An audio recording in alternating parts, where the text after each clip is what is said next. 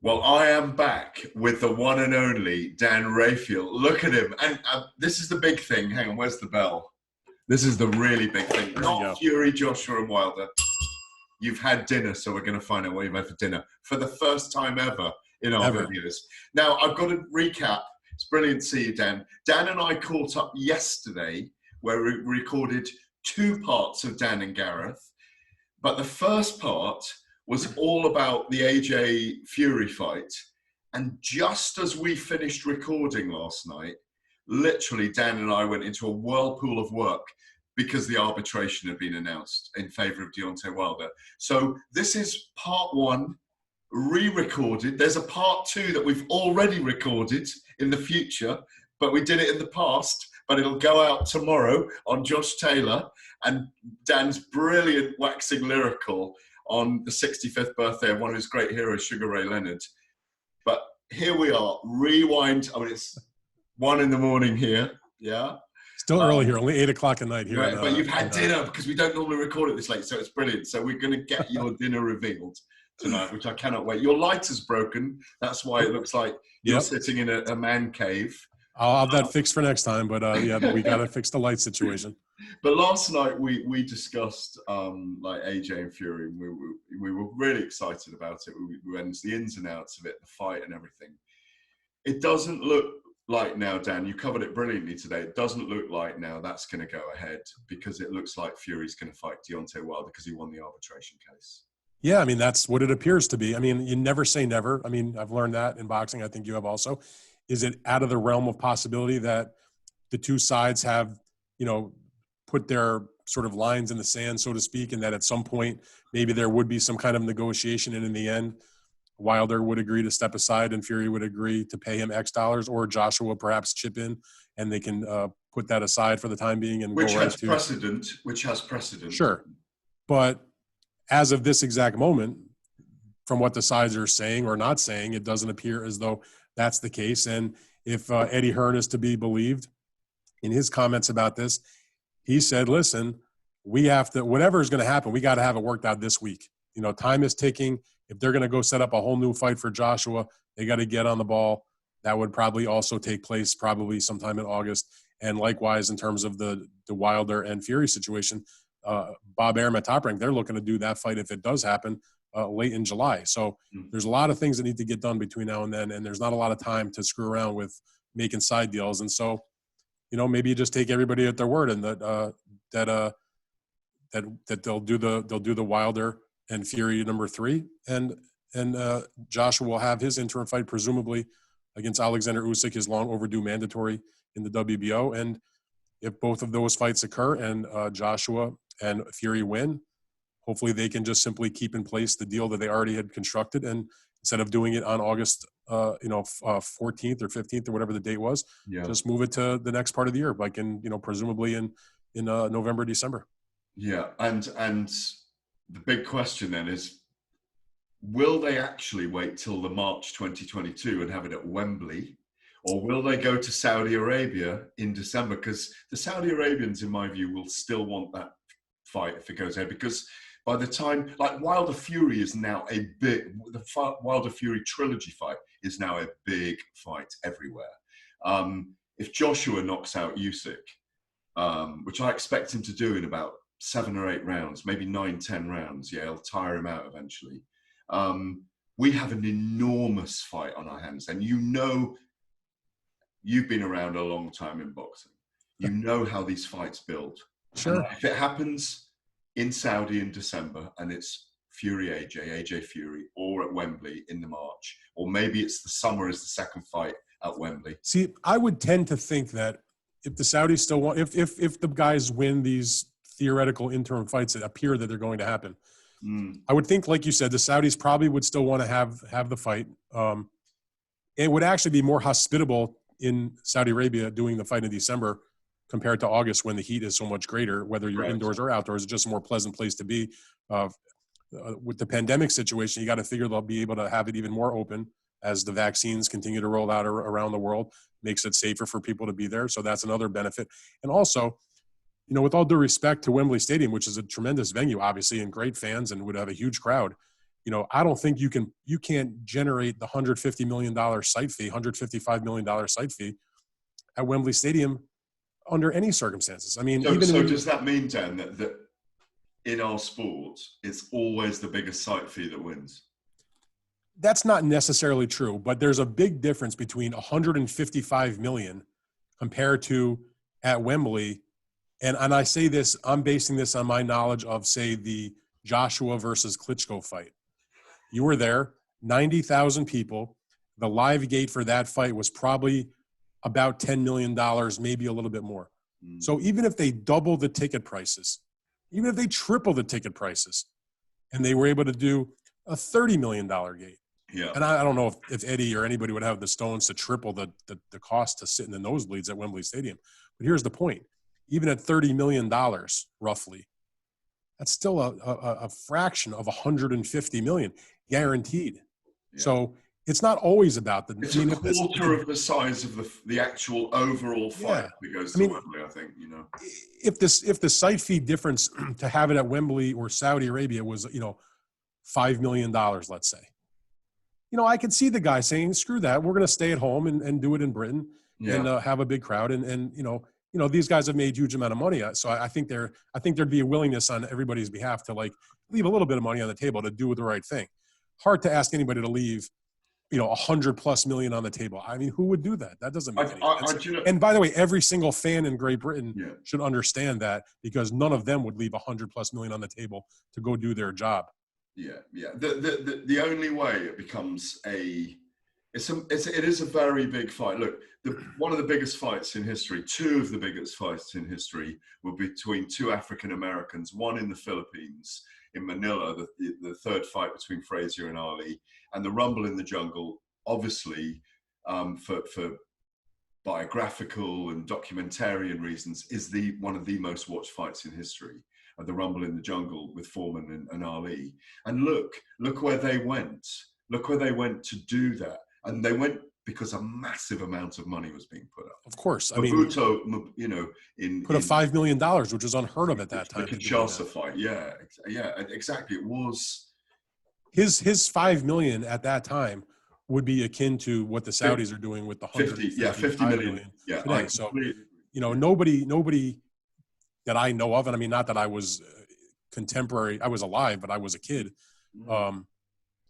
I've never heard anybody talk about or complain or read about that Americans were complaining because George Foreman and Muhammad Ali were fighting in Africa, even though they were both American fighters that had, largely fought in the United States. And Ali, compared to your average heavyweight champion, he fought all over the world. A lot of guys, they might fight in a couple different places, but Ali fought everywhere. He fought in the United States, of course, Africa. He fought in Europe. He fought in Asia. Fought in Malaysia. Down in the South Pacific. I mean, he was truly a world champion. So, for Joshua and Fury, I understand there's some irritation on behalf of the UK boxing fans, but they can still watch it. And those who are interested, it's not that difficult of a trip to go from London to Riyadh or Jeddah, perhaps, or where the fight might take place. That's not that big of a deal. Yeah. I mean, I'm still trying to process the fact that after all that went down over the last few months this is what I wanted to go. It's like back to the arbitration. Did both sides, in my view, they either lacked a communication transparency at some point where Bob Arum was left to go and do the negotiations on the arbitration with Tyson Fury, and Hearn was left to deal with people and a consortium or a group of business people under Prince Khalid to go and do that side of it. And I wonder if they both not necessarily dropped the ball, but my understanding from a lawyer who's been in contact with me is that they could have easily had representation at either sides of things, and I think sometimes that's why these talks break down. It's still, like you say, there's still a great mystery about maybe, was Bob Arum very confident about the arbitration because the deadline had passed? And they were very confident. But the lawyer told me that the language of these kind of contracts is very complex. If you put the pandemic on top of it as well, It's very difficult to interpret. So whatever the solicitors are doing, rightly or wrongly, they are just acting on behalf of their client and giving them the best possible case. So I think that they were just so shocked by the result. I think that they really believed, because Bob represented all along that there was not going to be an issue with the arbitration. Eddie had to take him at his word as he went and negotiated the site fee with the group from Saudi. I think that they thought that even in the rare event that Wilder were to prevail in the case, I think that they really felt like there would be no issue in terms of still doing the match with Joshua, that at the worst case scenario, the arbitrator would have assessed some financial damages that Fury would have to pay to Wilder. So I think it rather surprised them. I'm not sure why. It always seemed like it was a very good possibility that he could win. I mean, I'll say this. Daniel Weinstein, who was the judge that served as the arbitrator, this is not an inexperienced person in these boxing cases. Now, sometimes in the past, you'll see cases wind up where they're arguing this or that in a boxing contract, goes to court, superior court of a state or a federal court, like, for example, the Southern District of New York, where they hear all kinds of cases, civil cases, all the time. Boxing's not like the main thing they do. So while the judges are very smart and know the law and know the statutes and all that kind of business, they're not well-versed in the nuance of boxing. Daniel Weinstein, the arbitrator, he is to a certain degree. I mean, you'll remember this. Maybe some of the viewers will know this. Remember back when Manny Pacquiao signed a contract with Top Rank and simultaneously signed a contract with Golden Boy, and it led to the great Cold War between the two promotion companies. They couldn't do any big fights, and it was a real big mess, and there was, lawsuits all over the place because of the situation. Well, they finally settled all of those issues in a global settlement. And why did they settle it? Because Daniel Weinstein was the I guess it wasn't arbitration at the time. He was the mediator that handled that case and was able to get everybody on the same page. And he has handled other boxing cases. So to me, if you have a person like Daniel Weinstein with experience, I don't know him. I've never talked to him. I've never interviewed him. I don't even know what he looks like. But he was involved in this case and many other cases. And if he found that there was a reason to award Wilder the right to the immediate rematch by September 15th, you know what? I'm going to take him at his word, given his experience. Well, there was clearly something in that paperwork that made him do that. Yeah, well, I tried to find Daniel Weinstein lawyer, but when I Googled it, Daniel, there were so many Daniel Weinstein lawyers globally. There must have been thousands. I got to page 5 or 6 on Google, and I still hadn't found that one. Well, for what it's worth, he probably wouldn't have given you a comment anyway. But at the end of the day, look, Wilder, I think even though we as boxing fans want to see Joshua fight Fury for the undisputed title, if you take a step back, from the emotion of being a fan, and you look at it from Deontay Wilder's point of view, whatever you think about his chances to win the third fighter, that's not relevant. Here's his relevant point. I was the WBC heavyweight champion of the world. I gave Tyson Fury the opportunity to fight me at his lowest moment. Yeah. And we fought to a draw. However you think the fight went, the result was a draw.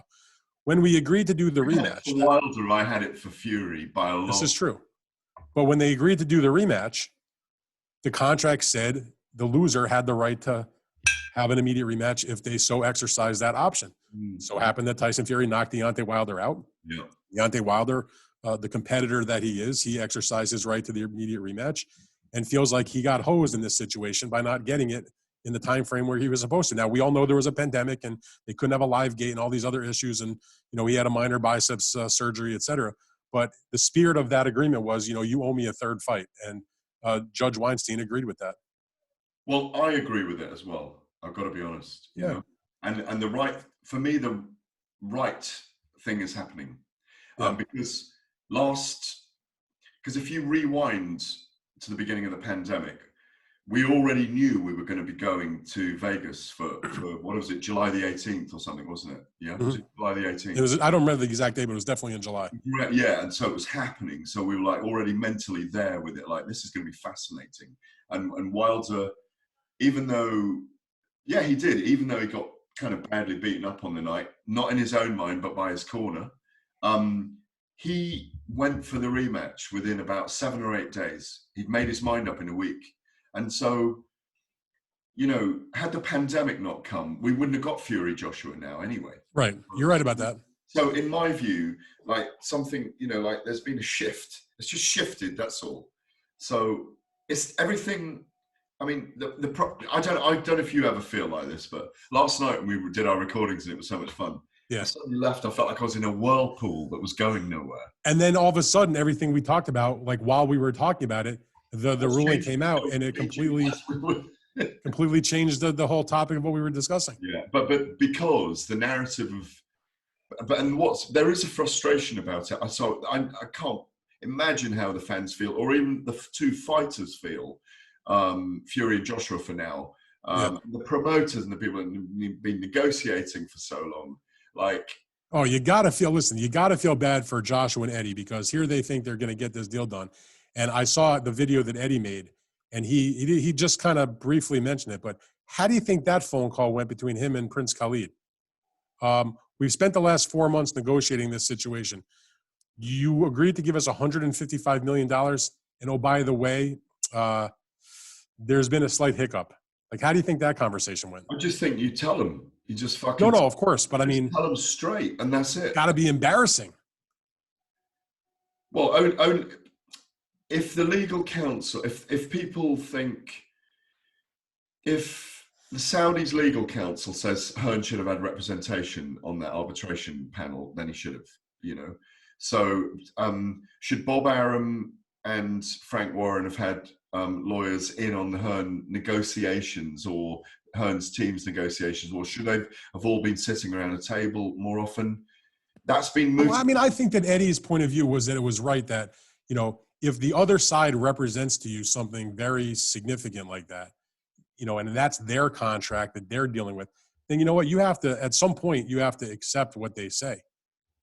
And so Eddie Hearn and Joshua's team really had no bearing on what was being discussed or negotiated between Team Wilder and Team Fury. If they said, look, we're good to go on this arbitration, then what other choice did they have? Now, I think it would have been, you know, perhaps, look, Bob Arum didn't just come up with the notion in his mind that there's no problem.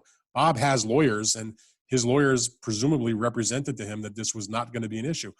And you know what? Sometimes you get caught by surprise, and obviously it was an issue. I mean, from this lawyer who's been in contact with me, he says, make no mistake, joinder in an arbitration requires cooperation between signatories. In a perfect world, Arum would have had Hearn looped in from the start, but it depends on the wording of the wording of the contract to begin with. Like, Hearn may have not been allowed his lawyers to be party to the contract. Possible. I mean, you and I don't know the ins and outs of that, but I just know one thing. Boxing fans felt like they were going to get the undisputed championship fight in August, and now most likely they're not. Yeah. And there's going to be two other fights that these two fighters are going to have to win, or, you know, if they lose, you know, who knows what the winners. We've just rewound basically the whole situation to almost to the beginning of the pandemic. Yeah, I mean, it's just Joshua's done one mandatory, hasn't he? So and now, by the way, because of the arbiter's ruling in enforcing the third fight between Fury and Wilder, you have Alexander Usyk, the mandatory in the WBO, who had agreed to step aside and fight Joe Joyce for the interim title, knowing that, you know, he was either going to get to fight the winner or the WBO eventually would become vacant. He'd become that, organization's champion.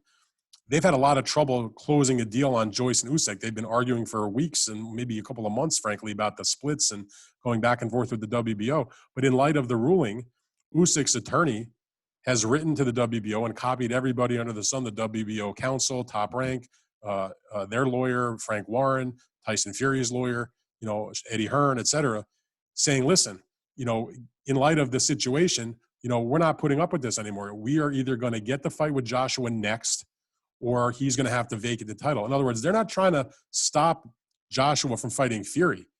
They just want the fight, if it happens, to not be for the WBO title, because they are 100% right that under the rules of that organization, Alexander Usyk has been the mandatory number one challenger for almost 2 years, since June of 2019. Is it that long? June 2019, he was made mandatory, which was done based on the WBO's rules, which says, you know, to paraphrase, if you're the champion of that organization in a particular division and you elect to move up to the next division, you can, within a certain time frame, request to become the mandatory in the new weight class. Alexander Usyk had defeated Tony Bellew. He was still the undisputed cruiserweight champion. He was still the WBO champion.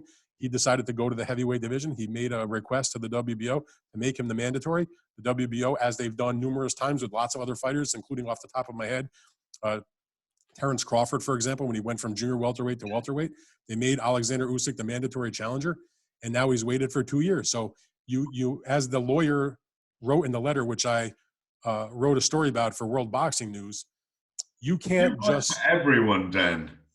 You can't just sit there on the mandatory and never follow through with it. You have to do it. And there was a number of legal cases that were cited in that letter that was written to the WBO, not the least of which was the same case that was cited by the arbitrator, Daniel Weinstein, in the ruling, which was the very famous case in 2001 when Lennox Lewis got knocked out by Hasim Rahman in the heavyweight title fight in South Africa.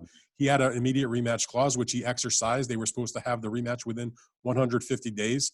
And Rahman tried to circumvent that, get around it, go do a fight with Mike Tyson. They took him to court, not an arbitrator. They took him to federal court in New York.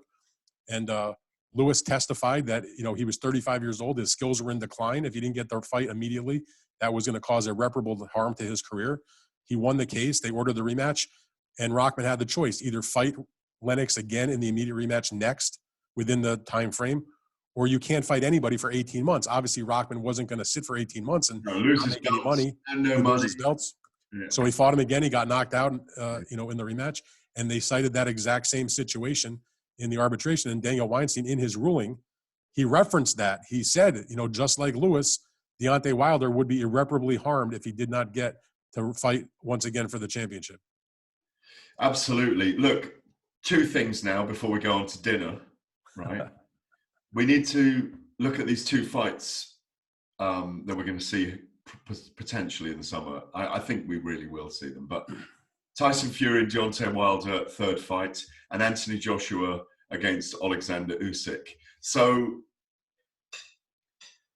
is it going to be a different one again, dramatically, with Fury and Wilder in the 3rd fight? Wilder seems to have got his mojo back in the last couple of weeks. Well, he's been putting videos, or his I guess assistant trainer or co-trainer, however you want to title him, and that's Malik Scott, the former heavyweight contender, has been working he's worked with Deontay in the camp. Everybody, but he's worked for a long time. Yeah. This is not like they're just starting out. I mean, even when Mark Breland and JD's were the ones that were in charge, Malik was always part of the camp, and now he's doing down there in Alabama before the 1st fight. I see him everywhere. He's like, the man's everywhere.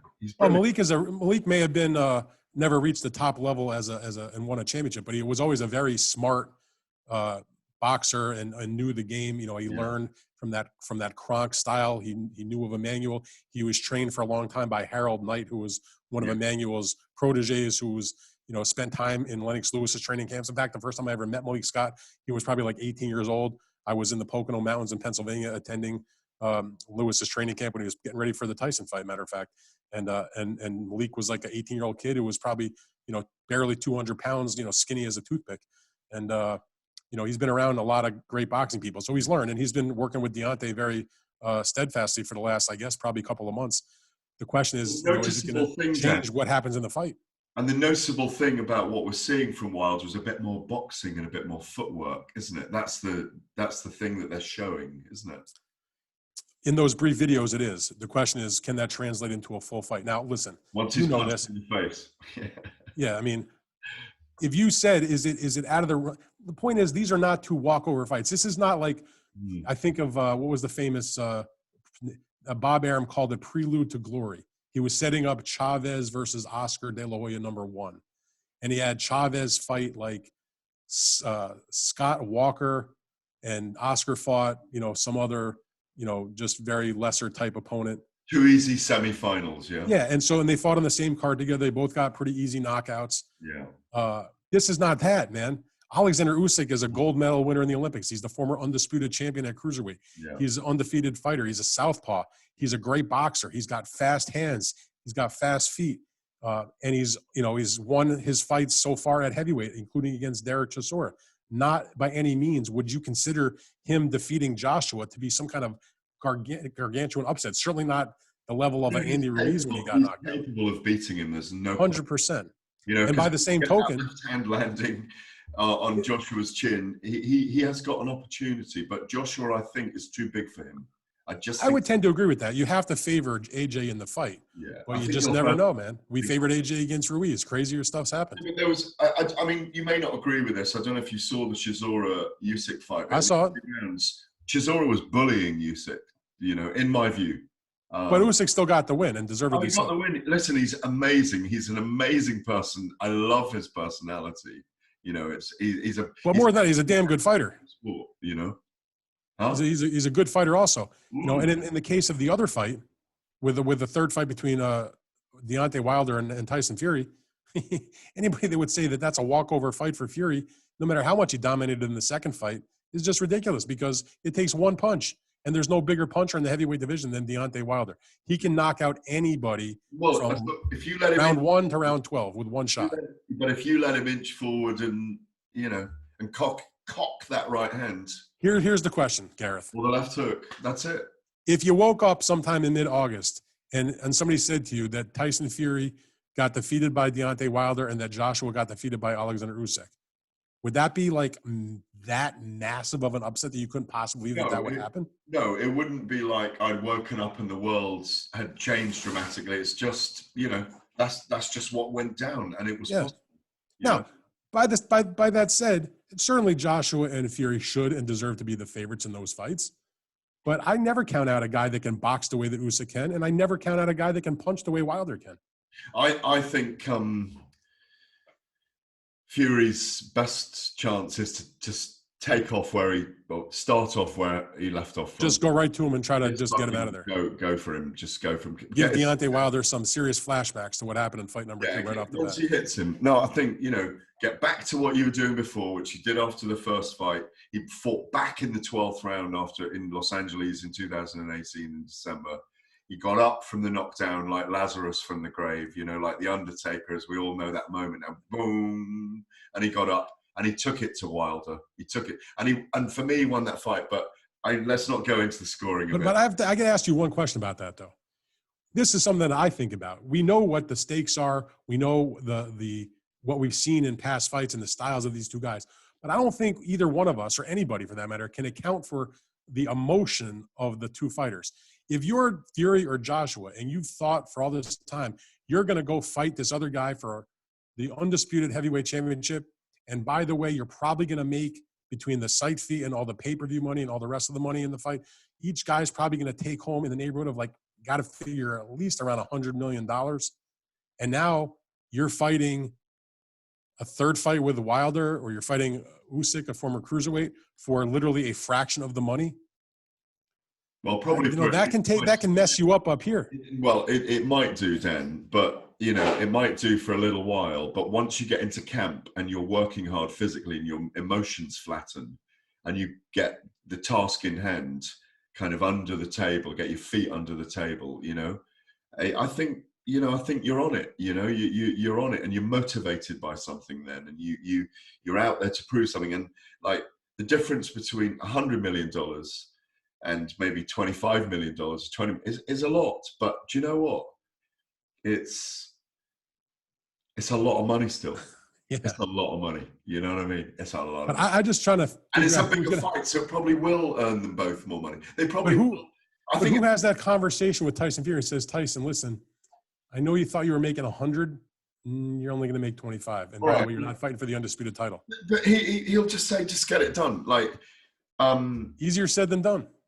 Yesterday, I knew that Tyson Fury's wife, Paris, and her kids were flying out to Miami because a friend of mine who I'm doing a book with, Sonia Jasinski, was on the plane with them. And Sonia's out there now doing some photographs for a book we're doing. And basically, he's just going to see his family for a week now. And then he's going to camp. And then he's going to fight Wilder. And he will do it. You know, he's already commented, I believe, you know, I'm not giving you 15 million. I'm going to punch your head in, you dosser. You know, let's see it. Let's see it. Yeah. I think he'll start off, as long as he's comfortable and fit and healthy.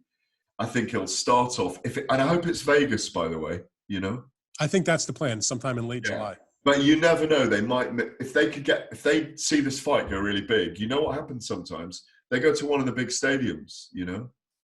Well, I think what they were talking about, I mean, I don't think it's official, that Bob was talking about doing the fight. Again, this is where they were talking about doing it The Raiders, back before this all came up. This is last summer, doing it at the Allegiant Stadium, which is the new football stadium, American football stadium in Las Vegas, where the Las Vegas Raiders play. Raiders has not yet hosted a boxing match, and that's the possibility. That's 60,000 fans, isn't it? So now that said, I'm not sure who wants to be in an outdoor stadium in Las Vegas. I don't know if it has a roof or not. I'm not sure if it does. But if it has a roof, that'd be okay. But having no roof, man, July in Vegas at that time of year, it's not. It's too much. It's probably just as bad as being in Saudi Arabia weather-wise in terms of the heat.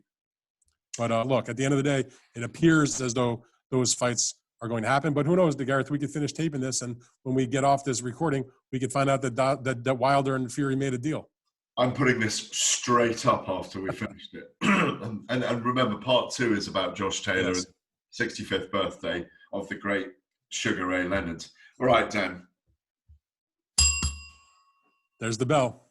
The bell that I have rung over this COVID pandemic period, as you and I have had these chats. Yes. I have asked you we have probably recorded 30 of these, Probably a few less, but around there, yeah. Yeah, probably, yeah. You're so on it with numbers. I know what question is coming. I've always asked you on every single one, Dan, what's for dinner? And fans have got into that as well. That's true. And yours have got into that. And they say you never get dinner out of Dan, but because we've recorded it so late tonight. Right. Usually it's like 3:00 in the afternoon, maybe my time, maybe 4:00 my time. Not yet dinner time. So you've had dinner tonight. So now dinner has been taken care of. So talk us through it, Dan. Tonight was not like, I have to say, my wife is a great cook and she makes all kinds of great stuff. And sometimes we get stuff taken out, but tonight was sort of like a quick, sort of like nothing spectacular, but still pretty good. We had a little macaroni and cheese. We had some beautiful peas. I had a lovely salad, some lettuce, some peppers, some carrots, nice little light Italian dressing. It was very, very good. Little Coke Zero to drink. And that was dinner. Nothing fancy, my friend. So I'm sorry to let you down. I wish I could tell you we had like some kind of, amazing meal this evening, but that was not the case.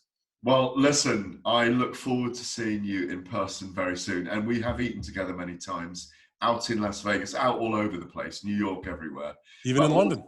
And in London, of course. And also in the media room in Las Vegas. Yes, sir. Where, I tell you who will have been salivating while you were describing your dinner then was Bill Kaplan, who is nicknamed Buffet Bill. Do you know that? He salivated any meal you mentioned, he would be excited. And I mention him because I really do miss seeing people like him. He's brilliant, And I miss seeing Bill. I miss seeing a lot of the people, but the wonderful thing, I mean, it's certainly a hope to get out to that particular fight, but I hadn't been to a fight for 14 months when I was able to go for the Ring magazine to cover the Canelo Alvarez Billy Joe Saunders fight. That was a couple of weeks ago, and got to see a lot of our boxing friends I hadn't seen in a long time. So that was a very nice thing because it had been such a long time. So that was a very welcome change of pace. I'll say that. And it turned out to be a fantastic event and a heck of a fight. You've got incredible stamina because it's relentless at the moment, even though we're not reporting on fights very much. Yeah. I've been keeping busy reporting on fights. Had a lot to do with that fight. We got some stuff coming up. This judge's ruling and keeping everybody on their toes. Yeah, much to do about nothing, if I can finish with a Shakespearean line. It's lovely to see you, Dan. Thank you very much indeed. Always a pleasure, my friend. I'll catch up with you soon. Thank you, Dan. Dan Rafael.